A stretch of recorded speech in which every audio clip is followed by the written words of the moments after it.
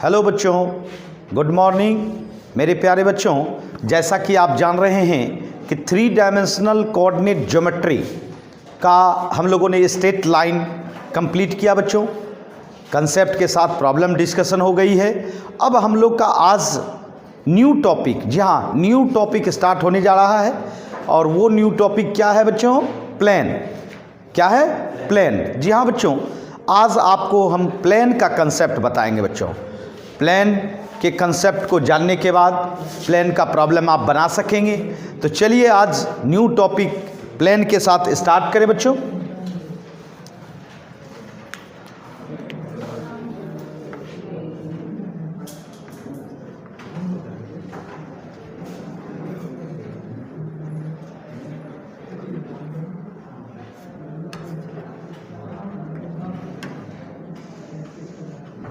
Plane. सबसे पहले हम लोग प्लेन के विषय में जानेंगे। ये जो आप बोर्ड देख रहे हो, आपके सामने जो बोर्ड है, वो बोर्ड क्या है? एक प्लेन है बच्चों, है ना? ये प्लेन है, इसी के बारे में आज जानना है। इस प्लेन को कोऑर्डिनेट ज्योमेट्री के थ्रू पढ़ना है बच्चों हम लोगों को। तो सबसे पहले प्लेन के विषय में जानें। देखिए बच्चों,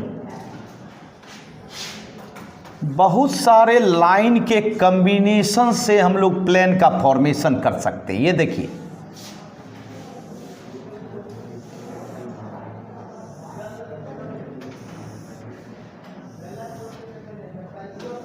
ये किस तरह का लग रहा है बच्चों? प्लेन की तरह लग रहा है। जी हाँ बच्चों, ये प्लेन है, अर्थात कॉम्बिनेशन ऑफ लाइन या फैमिली ऑफ लाइंस, है ना? फैमिली ऑफ लाइंस कंबाइंड होके क्या बनता है बच्चों? प्लेन का फॉर्मेशन होता है बच्चों। अब इस प्लेन की हम लोग जानेंगे कि इसके पास क्या सब नेचर रहना चाहिए। देखिए बच्चों, अगर कोई लाइन इस पर परपेंडिकुलर हो, किस पर? प्लेन पर। जी हाँ, तो उस लाइन को कहा जाता है नॉर्मल। उसको क्या कहते हैं बच्चों? नॉर्मल। अब ये बताइए कि क्या एक ही नॉर्मल ड्रॉ हो सकती है प्लेन पर? नहीं, इन्फिनाइट लाइन ड्रॉ हो सकती है। इन्फिनाइट नॉर्मल ड्रॉ हो सकती है किस पर? प्लेन पर। जी हाँ, जैसे ये प्लेन है, इस पर अगर लाइन परपेंडिकुलर गिराएंगे तो सभी क्या कहलाएंगे? नॉर्मल कहलाएंगे बच्चों। जी हाँ, तो ये नॉर्मल है। जो भी लाइन परपेंडिकुलर हो प्लेन पर वह नॉर्मल कहलाएगी बच्चों, है ना? अब देखिए, मैं बताना चाहूँगा कि इस प्लेन को हम चाहेंगे कि इसको कोऑर्डिनेट ज्योमेट्री के साथ जोड़ें, क्योंकि यह फिगर से अभी तक जान रहे हैं। किससे? फिगर से। लेकिन इसको हम कोऑर्डिनेट ज्योमेट्री के साथ जोड़ेंगे। और कोऑर्डिनेट ज्योमेट्री के साथ जोड़ने का मतलब है इसके अलजेब्रिक फॉर्म को देखना है। क्या देखना है बच्चों? Algebraic form. अर्थात इस अलजेब्रिक फॉर्म के लिए आपको क्या सब जरूरत है ये जानिए। सबसे पहले तो आपको लोकस पॉइंट की जरूरत होती है। किसकी पॉइंट? Locus point. जी हाँ, लोकस पॉइंट को हम लोग दर्शा रहे हैं वेक्टर आर के रूप में। अर्थात ये जो वेक्टर आर है, ये क्या है? Locus point, position of locus point. जी हाँ, उसके बाद मैं बताना चाहूँगा कि ये जो नॉर्मल है, इस नॉर्मल का वेक्टर अर्थात वेक्टर एन रूप में दर्शाइए। जी हाँ, ये नॉर्मल का आपको क्या है? वेक्टर एन है ना? जिसको कि आप डायरेक्शन रेशियो भी कह सकते हैं। क्या कह सकते हैं बच्चों? Direction ratio. मतलब ये आप एक तरह से कह सकते हैं कि ये आपका डायरेक्शन रेशियो है। किसका? नॉर्मल का। किसका बच्चों? नॉर्मल का। तो जी हाँ बच्चों, ये जाना जाए कि इस दोनों के तहत आप जनरल इक्वेशन, जी हाँ बच्चों, कौन सा इक्वेशन? जनरल इक्वेशन लिख सकते हैं। General equation of plane is, जानिए, वेक्टर आर। वेक्टर आर तो आपका वेक्टर फॉर्म में लिख रहे हैं बच्चों। वेक्टर आर आपका क्या हुआ?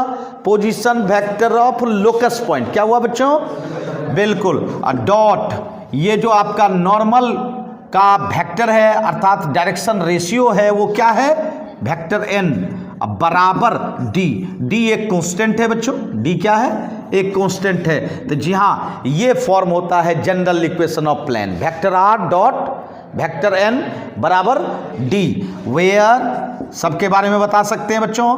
वेक्टर आर आपका position vector of locus point, क्या हुआ बच्चों, position vector of locus point. और अगर कार्टेशियन में देखना चाहते हैं तो इसको एक्स वाई जेड दिखाते हैं बच्चों, तो क्या हो जाएगा मेरा एक्स आई plus Y J plus Z के, ये कार्टेशियन फॉर्म में एक्स वाई जेड लिखते हैं बच्चों लोकस को। अच्छा, उसके बाद वेक्टर एन आप क्या कह सकते हो, वेक्टर एन कह सकते हो कि यह जो वेक्टर है वह परपेंडिकुलर टू द प्लेन है, क्या है, टू द प्लेन। और परपेंडिकुलर टू द प्लेन होने का मतलब है यह क्या है, नॉर्मल है। तो इसका मतलब है ये कह सकते हो कि यह डायरेक्शन रेशियो, क्या कह सकते हो, डायरेक्शन रेशियो ऑफ किसका हुआ, नॉर्मल का। और ये भी कह सकते हैं perpendicular vector to the plane, जी हाँ प्लेन पर। तो अब बताइए, अगर हम डायरेक्शन रेशियो कार्टेशियन फॉर्म में लिखेंगे तो ए बी सी रूप में लिख सकते हैं, किस रूप में, ए बी सी के रूप में। तो क्या हो जाएगा, ए आई प्लस बी जे प्लस सी के लिख सकते हैं, ए आई प्लस बी जे प्लस सी के। मेरी बात समझ रहे हैं। अब देखिए, अब इस वेक्टर को हम कार्टेशियन फॉर्म में चेंज करेंगे। बताइए, अगर हम इसको कहें कि वेक्टर आर के जगह पे क्या लिख सकते हैं, वेक्टर आर आपका एक्स आई plus Y J plus Z के लिख सकते हैं। और डॉट वेक्टर एन के जगह पे क्या लिख सकते हैं, ए आई प्लस बी जे प्लस सी के इक्वल टू कितना, डी तो एक कांस्टेंट है, जनरल कांस्टेंट है बच्चों, है ना, डी आपका कांस्टेंट है। चलिए प्रोडक्ट कीजिए, डॉट प्रोडक्ट कीजिए, a x plus b y plus c z equal to कितना हो गया, डी, क्योंकि i dot i one, j dot j one, k dot k one होता है ना। तो बताइए, ये देखिए, क्या आपने कहीं देखा है a x plus b y plus c z बराबर डी। याद कीजिए, आपका स्ट्रेट लाइन आपने 2D में पढ़ा होगा, स्ट्रेट लाइन, जी हाँ स्ट्रेट लाइन 2D का स्ट्रेट लाइन का जनरल इक्वेशन होता था a x plus b y plus c बराबर 0। याद है आप लोग को, a x plus b y plus c बराबर 0। लेकिन यहाँ देखिए, a x plus b y plus c z 3 dimensional हो गया, क्योंकि प्लेन हो गया ना, जी हाँ बहुत सारे लाइन के कम्बिनेशन से ये प्लेन बनता है बच्चों। तो इस तरह से आपका जनरल इक्वेशन तैयार हो गया। अगर जेड फॉर्म आ जाता है तो वह प्लेन बन जाता है, और अगर एक्स और वाई 2 ही वेरिएबल रहेगा तो वह क्या कहलाएगा, स्ट्रेट लाइन कहलाएगा बच्चों। मेरी बात समझ रहे, जी हाँ। तो यह जो है हमारा, अगर कहा जाए तो जनरल इक्वेशन हुआ वेक्टर फॉर्म में, vector R dot vector N equal to D. और कार्टेशियन फॉर्म में ये किस फॉर्म में आया, इसको क्या कहेंगे, कार्टेशियन फॉर्म, जी हाँ बच्चों। और ये हुआ आपका वेक्टर फॉर्म। तो जी हाँ, ये बहुत आवश्यक है जानना समझना, क्योंकि ये आपका वेक्टर फॉर्म हुआ और ये आपका कार्टेशियन फॉर्म हुआ। कोई दिक्कत? अच्छा, उसके बाद मैं आपको कुछ बातें और बताना चाहूँगा इसमें, क्या कि कुछ स्पेशल जो स्टैंडर्ड प्लेन होते हैं उसका भी आपको इक्वेशन मेमोरी में रहना चाहिए। जी हाँ बच्चों, और वो क्या है वो मैं बताऊंगा। सबसे पहले इसको नोट कर लें, फिर आगे बढ़ते हैं बच्चों। आइए हम लोग जनरल इक्वेशन ऑफ प्लेन देख लिए बच्चों। अब देखते हैं कुछ स्पेशल स्टैंडर्ड प्लेन। देखिए, आपको पता है आप 3 डायमेंशनल में 3 एक्सिस लेते हो, X axis, Y axis and Z axis लेते हैं ना। तो जानते हैं 3 स्टैंडर्ड प्लेन बनता है ना, जैसे कि आपका एक्स वाई प्लेन, ये देखिए, या ऐसे भी बोल सकते हैं एक्स ओ और वाई प्लेन। तो जी हाँ बच्चों, ये जो प्लेन दिख रहा है एक्स वाई प्लेन, ये स्टैंडर्ड प्लेन है। फिर आपका वाई जेड प्लेन, ये आपका स्टैंडर्ड प्लेन है। एक्स जेड प्लेन, ये आपका स्टैंडर्ड प्लेन है। समझ में आ रही है? तो इसका मतलब 3 स्टैंडर्ड प्लेन होता है बच्चों। इस प्लेन का भी आपको जानकारी रहनी चाहिए, क्योंकि इसका यूज़ हम लोग प्रॉब्लम में करते हैं। तो आइए सबसे पहले ये बताइए, इस प्लेन में ये प्लेन देख रहे हो, इस प्लेन में अगर कोई लोकस पॉइंट रहे, मान लीजिए लोकस पॉइंट रहे, जो भी रहे एक्स वाई जेड, सपोज कीजिए एक्स वाई जेड, ठीक।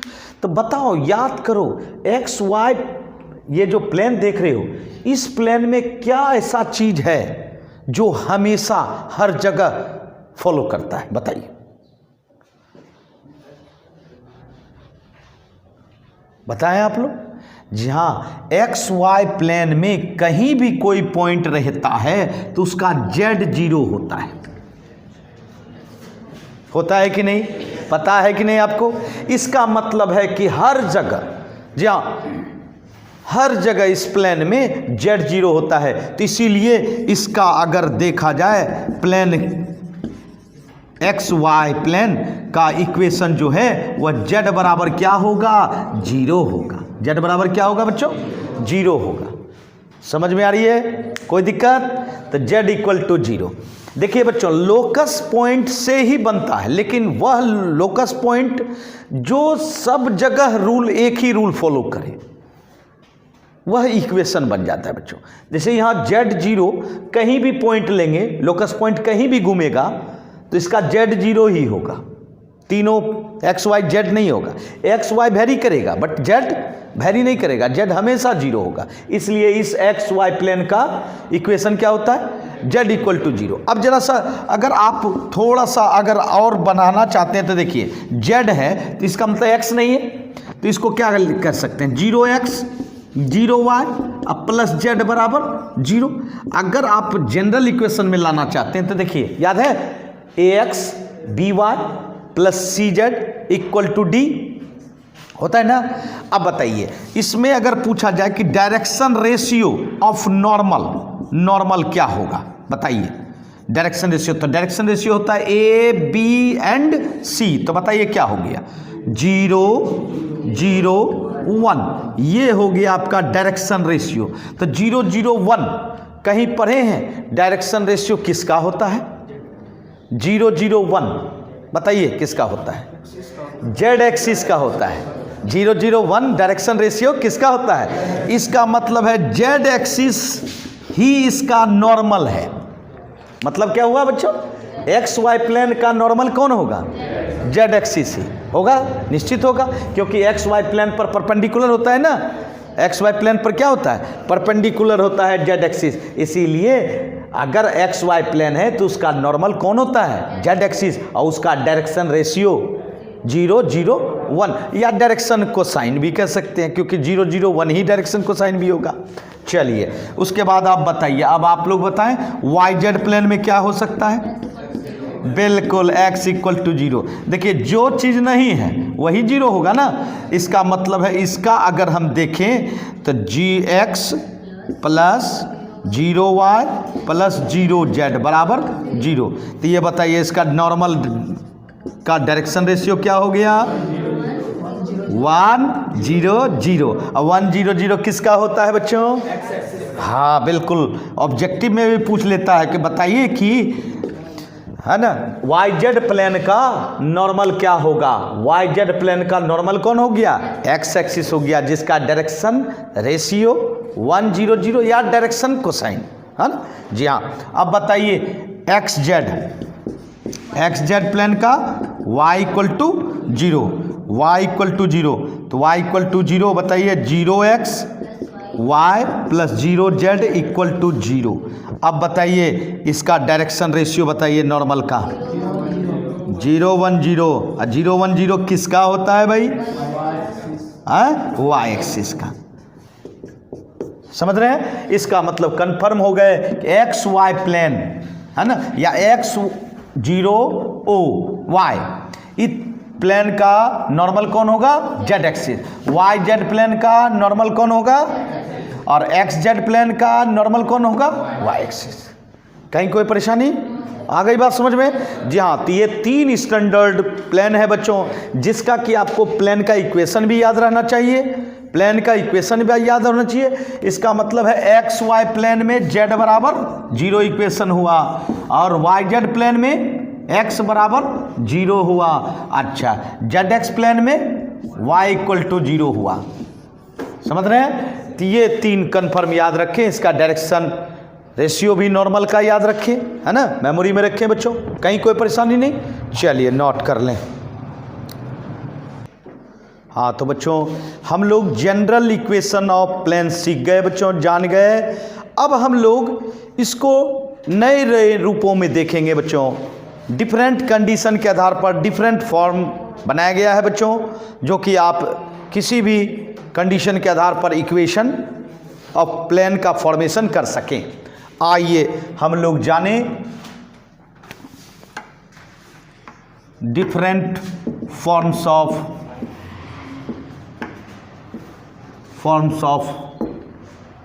प्लेन या equation of plane. Equation of plane. आइए सबसे पहला फॉर्म बताने जा रहे हैं जिसका नाम है नॉर्मल फॉर्म।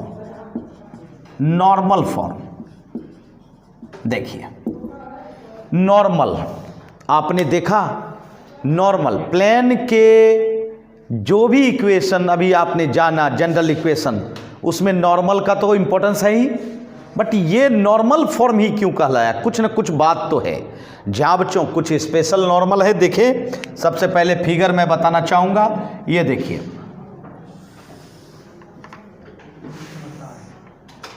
ये X axis, Y axis and Z axis, तीनों एक्सिस लिया।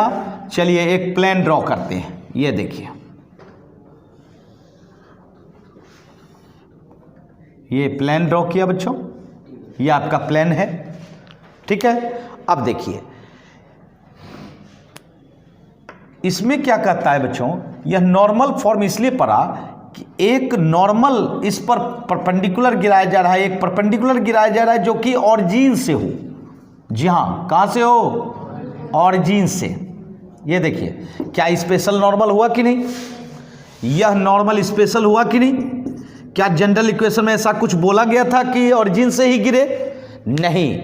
इसमें कहा जाता है बच्चों कि प्लेन पर जब भी परपेंडिकुलर गिरे, कहाँ से गिरे, ऑरिजिन से गिरे, तो निश्चित ये स्पेशल नॉर्मल है। इसीलिए इस प्लेन का नाम क्या पड़ा है बच्चों, नॉर्मल फॉर्म, क्योंकि नाम जब पड़ता है तो काम भी होना चाहिए ना उसी तरह। अब आइए इस नॉर्मल का बच्चों आपके पास डायरेक्शन कोसाइन। जी हाँ बच्चों, अभी तक आप लोग डायरेक्शन रेशियो इस्तेमाल क्या करते थे, क्या इस्तेमाल करते थे, यहाँ जो है आपको डायरेक्शन कोसाइन, जिसको कि कैपिटल वेक्टर एन रिप्रेजेंट करते हैं, क्योंकि डायरेक्शन अगर रेशियो होता तो स्मॉल एन से डिनोट करते। जहाँ तो ये आपका क्या होगा, डायरेक्शन कोसाइन। जहाँ किस रूप में, डायरेक्शन कोसाइन, मतलब ये भी खास है, ये भी क्या हुआ, खास है बच्चों। और आपको पता रहनी चाहिए कि ये जो है एक तरह से आप ये भी कह सकते हैं कि डायरेक्शन रेशियो का अगर यूनिट वेक्टर निकाल लिया जाए, क्या निकाल लिया जाए बच्चों, यूनिट वेक्टर निकाल लिया जाए, तो ये हो जाता है direction cosine. Direction cosine and direction ratio में क्या रिलेशन है, डायरेक्शन रेशियो का अगर यूनिट वेक्टर निकाल लोगे तो क्या हो जाएगा, डायरेक्शन कोसाइन हो जाएगा। आपको याद होगा, आपने पढ़ा होगा एक्सप्रेशन, है ना, a by l equal to a by root under a square plus b square plus c square, याद है आप लोग को। एम बराबर b by root under a square plus b square plus c square, n बराबर c by root under a square plus b square plus c square. क्या हो रहा है, उसमें मैग्नीट्यूड से डिवाइड किया जा रहा है। तो जी हाँ बच्चों, अगर किसी डायरेक्शन रेशियो का डायरेक्शन कोसाइन में कन्वर्ट करना है वेक्टर रूप में, तो आप उसका यूनिट वेक्टर निकाल लो, वो क्या हो जाएगा आपका, डायरेक्शन कोसाइन हो जाएगा। क्या हो जाएगा, जी हाँ, तो ये डायरेक्शन कोसाइन है बच्चों आपके पास। उसके बाद आप एक लोकस पॉइंट तो लोगे ही प्लेन में। चलिए लोकस पॉइंट लेते हैं। ये देखिए लोकस पॉइंट किससे रिप्रेजेंट करते हैं, वेक्टर आर, किससे, वेक्टर आर। जी हाँ बच्चों, और कार्टेशियन फॉर्म में तो एक्स वाई जेड होता है बच्चों। तो ये कंडीशन है। तो जी हाँ, तब आप इक्वेशन ऑफ प्लेन जो है नॉर्मल फॉर्म में लिख सकते हो। क्या लिख सकते हो पता है, वेक्टर आर डॉट, यहाँ याद कीजिए जनरल इक्वेशन में हम लोग क्या लिखा करते थे, छोटी एन वेक्टर एन, यहाँ क्या लिखेंगे, हाँ capital vector N equal to, वहाँ लिखते थे डी क्या लिखते थे? D, general constant. लेकिन यहाँ डी नहीं, यहाँ पी आता है। तो ये पी क्या है ये भी जान लें। ये ओरिजिन से इस पर जो परपेंडिकुलर गिराया गया वो लेंथ है पी। पी क्या हुआ बच्चों? बिल्कुल, अर्थात सबके बारे में जाने। ये आपका वेक्टर आर तो position vector of locus point है, पोजीशन वेक्टर ऑफ जिसको कि हम लोग वेक्टर फॉर्म में क्या लिख सकते हैं? X I Y J plus Z के लिख सकते हैं ना बच्चों। और वेक्टर एन क्या हुआ? वेक्टर एन के बारे में बताया आपको, डायरेक्शन कोसाइन। क्या हुआ आपका? Direction cosine. जी हाँ, डायरेक्शन कोसाइन ऑफ नॉर्मल। कौन सा नॉर्मल? नॉर्मल है ना, परपेंडिकुलर फ्रॉम कहाँ से? Perpendicular to the plane, plane from कहाँ से बच्चों? ओरिजिन से। कहाँ से? ओरिजिन से। जी हाँ, ओरिजिन से जो प्लेन पर परपेंडिकुलर गिरा है वो आपका ये है बच्चों। वो क्या है? ये है ना। और P क्या हुआ? P परपेंडिकुलर लेंथ हुआ। क्या हुआ? Perpendicular length, perpendicular length from, perpendicular length from कहाँ से? ओरिजिन से। कहाँ से? ओरिजिन से। और अगर आप इस n को, वेक्टर n को आप मान लीजिए लिखना चाहेंगे इसमें, तो क्या लिख सकते हैं बोलिए? डायरेक्शन कोसाइन को किससे रिप्रेजेंट करते हैं? L M and N। तो क्या लिखेंगे? LI MJ plus NK। मेरी बात समझ रहे हैं ना? जी हाँ, ये तो अलग आपको बताए है ना कि आप डायरेक्शन रेशियो से डायरेक्शन कोसाइन कैसे निकाल सकते हैं बच्चों। तो जी हाँ, अब परपेंडिकुलर लेंथ पता चल गया बच्चों। अब देखिए, ये तो आपका वेक्टर फॉर्म हुआ। ये क्या हुआ बच्चों? Vector form. इसी चीज़ को आप कार्टेशियन में बदल सकते हैं। तो बताइए, अगर कार्टेशियन में बदलना चाहते हैं तो आर के जगह पे क्या लिखेंगे? X I Y J plus Z K dot N के जगह पे क्या लिखेंगे? Vector N L I M J plus N K equal to P.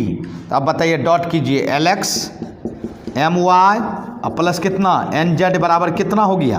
P. तो जी हाँ बच्चों, ये हुआ आपका क्या? बोलिए, कार्टेशियन फॉर्म में। अगर कार्टेशियन फॉर्म में लिखना है नॉर्मल के हिसाब से तो L X plus M Y plus N Z बराबर क्या हो जाएगा? पी। मेरी बात समझ रहे हैं ना? जी हाँ, तो इस तरह से आपका निकलता है नॉर्मल फॉर्म। कोई परेशानी बच्चों? चलिए नोट कर लें। हाँ, तो बच्चों हम लोगों ने पहला फॉर्म पढ़ा नॉर्मल फॉर्म। तो आपने देखा कि नॉर्मल जहाँ स्पेशल नॉर्मल है इसलिए उसका नाम नॉर्मल फॉर्म पड़ा बच्चों। आइए हम लोग देखें दूसरा फॉर्म। इस फॉर्म का नाम बच्चों हम लोग स्लोप पॉइंट फॉर्म रख सकते हैं। स्लोप मतलब होता है यहाँ direction ratio, slope point form. अब बताओ, नाम रखे हैं तो कुछ काम से ना? Slope, direction ratio. अब किसका डायरेक्शन रेशियो? नॉर्मल का। किसका डायरेक्शन रेशियो? नॉर्मल का। दूसरा क्या देखिए? पॉइंट। इसका मतलब है प्लेन एक पॉइंट से भी पास कर रहा है ना। तो आइए देखें, पहले फिगर देखें।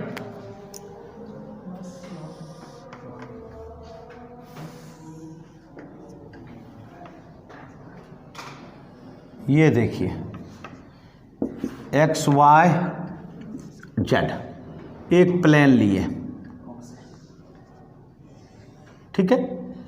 यह प्लेन एक पॉइंट से पास कर रहा है जिसका पोजीशन वेक्टर मान लीजिए r1 है। पोजीशन वेक्टर r1 है, पॉइंट का है तो r1 दी। लोकस पॉइंट रहता तो क्या होता? r होता, वेक्टर r होता। तो जी हाँ, पोजीशन वेक्टर का मतलब क्या होता है? ओरिजिन से ज्वाइन है। अच्छा, इसी में आपको एक लोकस पॉइंट लेना होगा जो कि वेक्टर r लेते हैं बच्चों। यह भी ओरिजिन से ज्वाइंट करेंगे तो ये होगा आपका। और एक नॉर्मल है, नॉर्मल का आपके पास क्या है बच्चों? ये नॉर्मल है ना। इसका वेक्टर कितना है? Vector n। जी हाँ बच्चों, ये नॉर्मल है, परपेंडिकुलर है प्लेन पर, और उसका वेक्टर n है, डायरेक्शन रेशियो। अब उसका इक्वेशन लिखना है प्लेन का।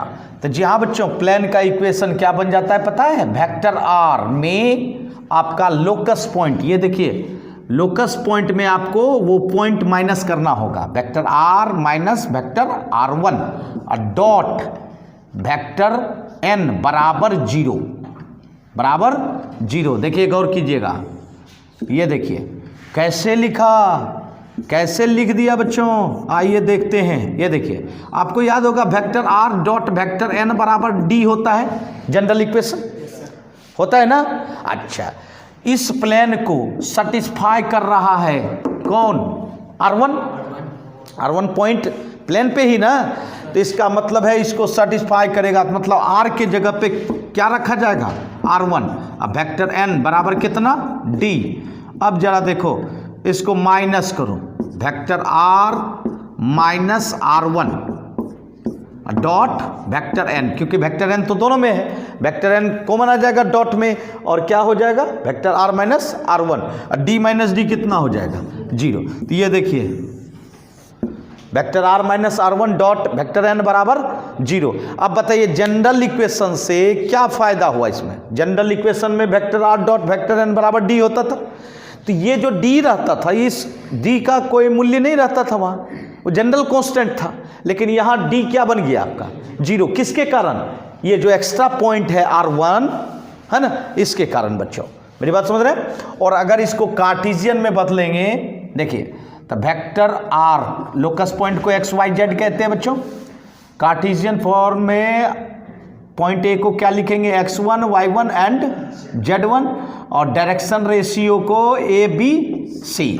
तो जी हाँ बच्चों, वेक्टर R आपका हो गया XI plus YJ plus ZK।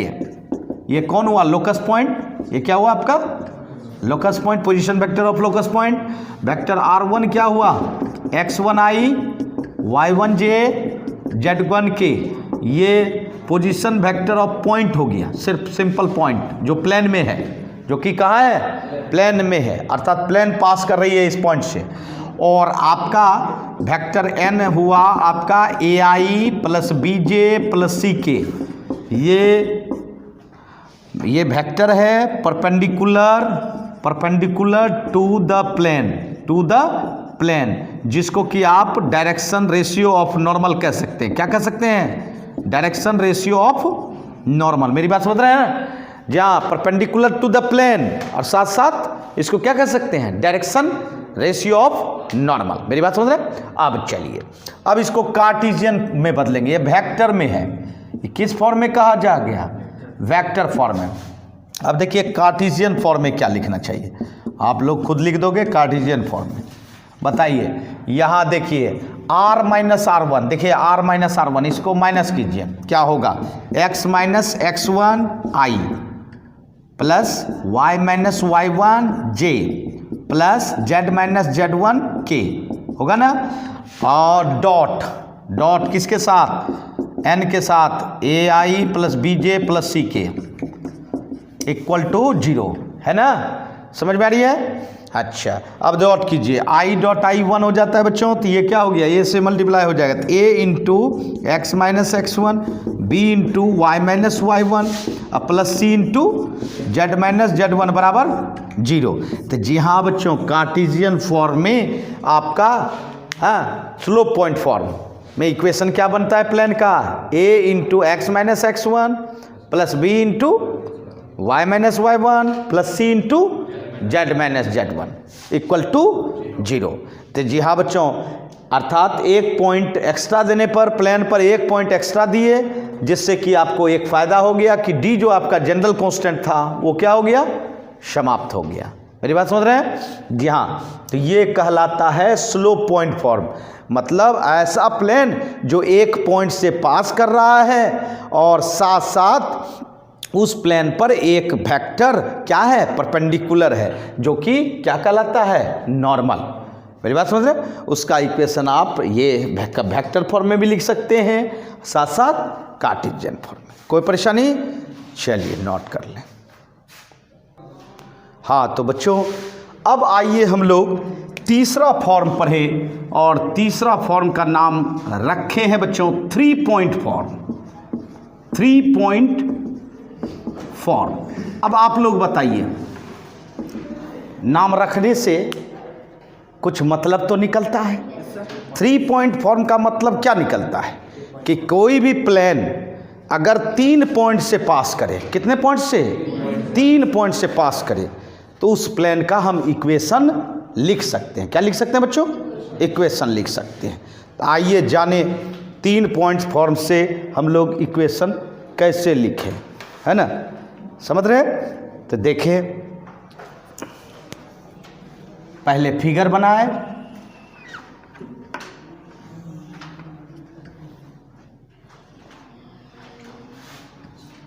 देखिए x, y एंड z, ये आपका ओरिजिन है। चलिए एक प्लेन बनाते हैं। ये देखिए प्लेन बनाया बच्चों। सबसे पहले तो इस प्लेन पर 3 पॉइंट रिप्रेजेंट करना होगा। पहला पॉइंट वेक्टर r1, पहला पॉइंट क्या है आपका? वेक्टर r1, है ना। अब देखिए दूसरा पॉइंट क्या लेंगे? Vector r1। दूसरा पॉइंट क्या लीजिएगा? b पॉइंट वेक्टर r2, ठीक है। और तीसरा पॉइंट r3, अर्थात 3 पॉइंट से पास कर रहा है। साथ साथ एक आपको क्या लेना चाहिए? Locus point. क्या लेना चाहिए बच्चों? Locus point, vector r। अब इस तीनों पॉइंट के आधार पर आप इक्वेशन क्या लिखते हो, ये हम लोग जानेंगे। तो जी हाँ बच्चों, वेक्टर r माइनस r1, समझिएगा, vector r minus r1 dot vector r2 minus r1 cross vector r3 minus r1 equal to 0। देखिए ध्यान दीजिएगा, vector r minus r1 and dot r2 minus r1 cross r3 minus r1 equal to 0। अब समझिए, ये जो आप देख रहे हो यह पूरा निश्चित डायरेक्शन रेशियो है। किसका? नॉर्मल का। किसका? ये पूरा होता था ना स्लोप पॉइंट फॉर्म में, आपने क्या देखा? Vector r minus r1 dot vector n बराबर 0, देखा था ना। अब ये कैसे होगा? ध्यान दीजिएगा, मैं बताना चाहूंगा। ये देखिए r1, r2 एंड r3 ये तीनों प्लेन में है, एक ही प्लेन में है। वेक्टर r भी एक ही प्लेन में है। अब देखिए, अगर r माइनस r1 ये तो आपका पॉइंट है d हटाने के लिए, 0 होने के लिए। अच्छा, ये कैसे आपका डायरेक्शन रेशियो है ये समझिए। देखिए ध्यान दीजिएगा, r2 माइनस r1 अगर करते हैं तो वेक्टर a भी निकलता है बच्चों। r2 minus r1 vector a भी निकलता है। अच्छा, r3 माइनस r1, जरा गौर कीजिएगा, r3 माइनस r1 ये क्या मिलता है? ac, vector ac, r3 minus r1, समझ रहे हैं। और अगर दोनों को क्रॉस करें तो इस प्लेन के परपेंडिकुलर मिलेगा। आपको याद होगा वेक्टर में पढ़ाए थे कि vector a and vector b जब क्रॉस करते हैं तो वो क्या होता है? दोनों पर क्या होता है? परपेंडिकुलर होता है। तो इसका मतलब है दोनों लाइन पर परपेंडिकुलर होना, मतलब प्लेन पर क्या होना? परपेंडिकुलर होना। अब प्लेन पर परपेंडिकुलर होने का मतलब क्या हो गया? नॉर्मल हो गया बच्चों। तो ये आपका नॉर्मल का डायरेक्शन रेशियो कहिए या नॉर्मल का वेक्टर कहिए। मेरी बात समझ रहे हैं ना? जी हाँ, ये फॉर्म होता है। और आपको ये जानना चाहिए कि वेक्टर r अगर कार्टेशियन फॉर्म में लिखेंगे, है ना, कार्टेशियन फॉर्म में लिखेंगे, ये देखिए, ये आपका a है x1 y1 z1 Cartesian form में, b है क्या लिखिएगा? x2 y2 z2, c है x3 y3 z3, ठीक है, और p है आपका x y z। जरा समझें, तो वेक्टर r आपका लोकस पॉइंट है यही, xi yj प्लस z। सही है बच्चों। अच्छा, r1 क्या है बच्चों? r1 देखिए तो x1i y1j प्लस z1 के। R2 क्या है बच्चों, दूसरा पॉइंट का position vector, x2i y2j plus z2k, सही है। और तीसरा R3 बताइए, x3i y3j प्लस z3k, क्या होगा कि नहीं बच्चों। तो तीनों पॉइंट का पोजीशन वेक्टर लिखा। अब देखिए इसी को कार्टेशियन फॉर्म में बदलिएगा, समझिएगा कार्टेशियन फॉर्म में, r माइनस r1, तो r माइनस r1 कीजिएगा तो क्या हो जाएगा, x minus x1, y minus z minus z1, यही नहीं बनेगा।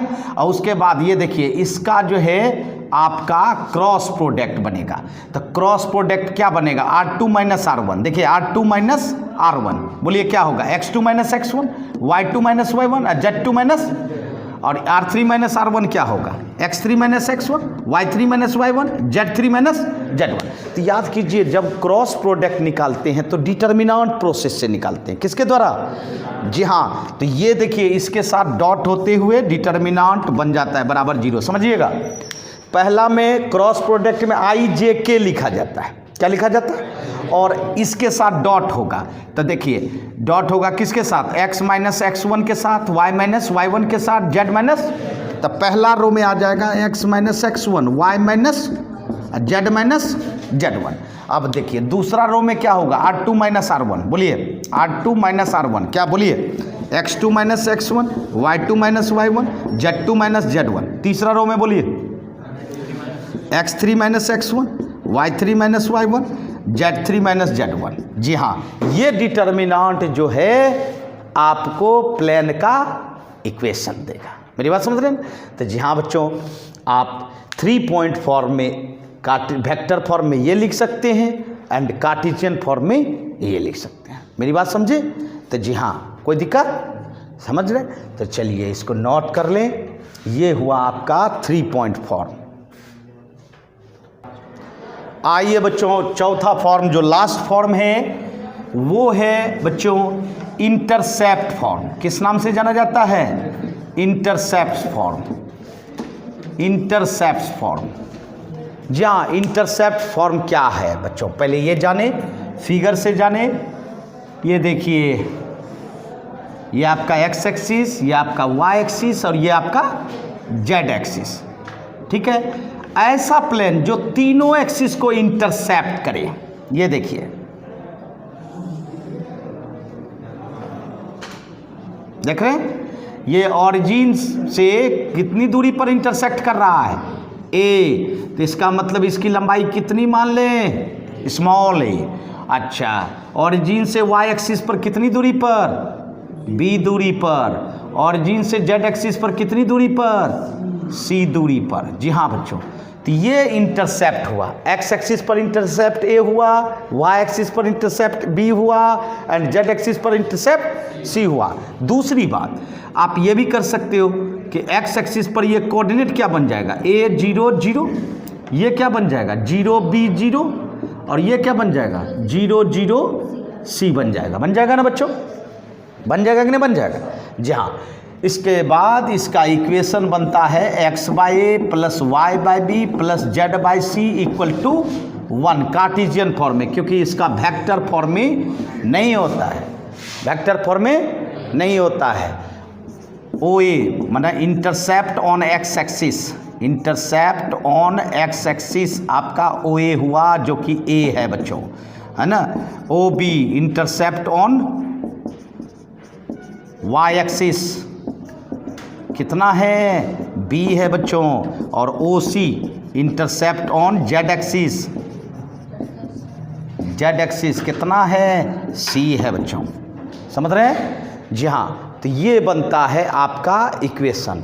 और आप भी बना सकते हो, कैसे भाई, अभी तुरंत आप देखे हैं कि प्लेन अगर 3 पॉइंट से पास करे तो उस प्लेन का इक्वेशन लिखा जा सकता है कि नहीं। तीनों पॉइंट प्लेने पे न है, तो तीनों पॉइंट से हम लोग प्लेन का इक्वेशन लिखेंगे, उसी को मॉडिफाई करके क्या बनाया गया है, x by a plus y by b plus z by c equal to 1। अब देखिए कर सकते हैं कैसे, तो डिटर्मिनेंट बराबर 0 बताए थे ना अभी।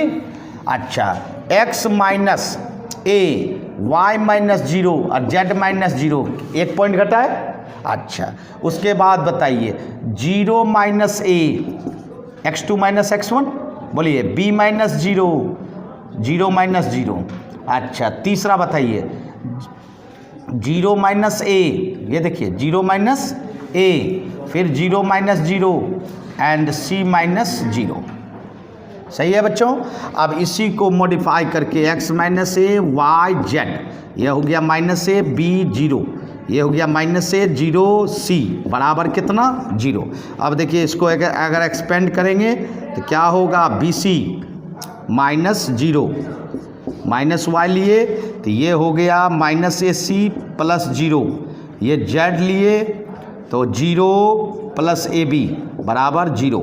ये देखिए x minus a b c, ये हो गया माइनस में प्लस आपका, बोलिए क्या होगा, ए सी वाई, यहाँ क्या हो जाएगा ए बी जेड बराबर 0 होगा ना। अब चलिए मल्टीप्लाई कीजिए तो b c x a b c plus a c y plus a b z बराबर कितना 0। ए बी सी को उधर भेज दीजिए, क्या होगा बोलिए, b c x plus a c y plus a b z बराबर ए बी सी हो गया। अब ए बी सी से डिवाइड कर दीजिए, divided by a b c. जरा देखिए ए बी सी से डिवाइड कीजिएगा तो b c cancel, x by a, या देखिए a c cancel, y by b, और a b cancel, z by c, और ए बी सी कैंसिल। देखिए इक्वेशन तैयार हुआ कि नहीं बच्चों, आई बात समझ में। जी हाँ, इस तरह से मॉडिफाई करके ये इक्वेशन इंटरसेप्ट फॉर्म लिखा जाता है, x by a plus y by b plus z by c equal to 1। कोई परेशानी बच्चों। तो ये 4 फॉर्म है, पहला था नॉर्मल फॉर्म, दूसरा क्या था बच्चों स्लोप पॉइंट फॉर्म, तीसरा क्या था 3 पॉइंट फॉर्म, और चौथा इंटरसेप्ट फॉर्म। कोई दिक्कत, चलिए नोट कर लें। हाँ तो बच्चों आज हम लोगों ने चारों फॉर्म देखा, जनरल फॉर्म ऑफ इक्वेशन देखा, उसके बाद चारों फॉर्म देखा प्लेन का। तो इसी 4 फॉर्म पर हम लोग इसका एप्लीकेशन जानेंगे। तो चलिए आज के लिए इतना ही, फिर मिलेंगे नेक्स्ट क्लास में। धन्यवाद।